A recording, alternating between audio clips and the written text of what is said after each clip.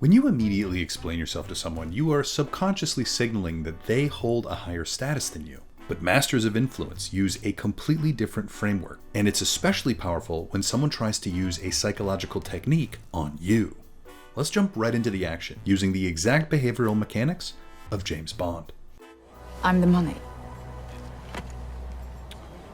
Every penny of it. Vesper, throughout this conversation, is using a very powerful conversation technique called elicitation. It's essentially a statement that begs a question and invites an explanation. Your boss must be well connected. I've never seen so much go out the door so quickly. Not quite so stylishly. It's quick, and that's intentional. I've never seen so much go out the door so quickly. Vesper's eyes are averted, suggesting an explanation would get her attention. Even her word choice offers the chance to explain why the money moves so quickly. She even leans in, closing the physical gap as if an explanation will be rewarded. Her verbal and nonverbal language are all asking the same question. What's going on here with the money and you? I've never seen so much go out the door so quickly. Not quite so stylishly. This is the second thing Bond has said in this scene, and it's his second compliment. Every word you spend explaining yourself is a word that could have been used for doing something else. That in poker you never play your hand. You play the man across from you. And you're good at reading people. Yes, I am. Which is why I've been able to detect an undercurrent of sarcasm in your voice. More elicitation from Vesper. And you're good at reading people. It's present in nearly every one of her lines of dialogue in this scene, and Bond doesn't pass up an opportunity to talk himself up, but if you notice, he flips the elicitation onto her. Which is why I've been able to detect an undercurrent of sarcasm in your voice. Bond is showing his attention to this conversation and maintaining a playful tone. It's criticism, but it's not a jab. It's softer than that. He's acknowledging he senses her judgment, but is also unbothered by it. They spend the rest of the scene sizing each other up with assumptions about the other's origin and character. This is both of their assumed explanations for how they look, talk, and act the way they do. What's absent is a defensive reflex to correct or clarify the truth. In sales and negotiation, resisting the urge to correct an assumption allows you to hang on to your conversational leverage. Every time you explain, you miss the opportunity to say something playful, clever, kind. This is the action economy of words. There is only so much conversation, so fill it with something interesting. But sometimes words aren't necessary at all, and saying less is better for the moment, like in this next scene.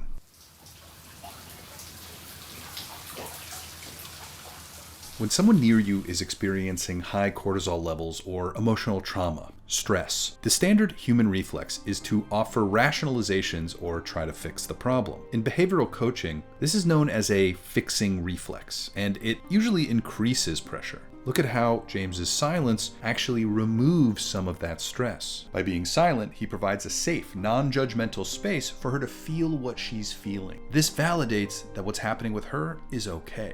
And he's here to literally and figuratively shoulder that pain with her. The one thing he does say, Cold?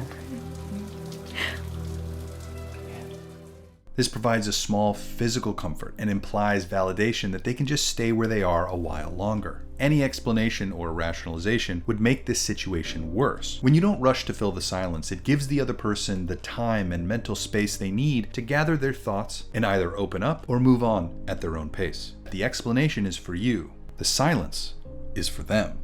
I just want you to know that if all there was left of you was your smile and your little finger, you'd still be more of a man than anyone I've ever met.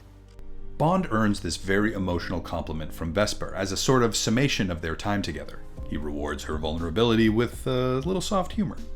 That's because you know what I can do with my little finger.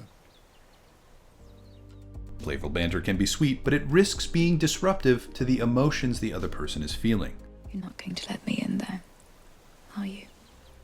After everything, she finally drops her elicitation, which signals a raw vulnerability from her. Not to mention the emotion she's clearly wearing on her expression. I have no armor left.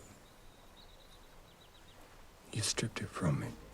When there's a bit of mystery to you, where your character is revealed through silent action or playful verbal jousting, moments of vulnerability like this are truly something. He doesn't tell her why or use excessive flattery, but he's offering his whole self.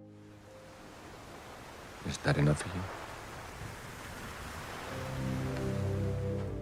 The man who says less saves his words for what matters. What little he gives is worth so much more.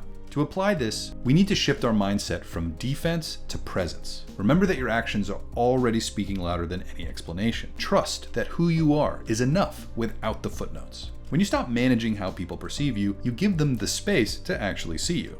Save your words. Make them count, because the less you say, the more they will want to listen. Thanks for watching.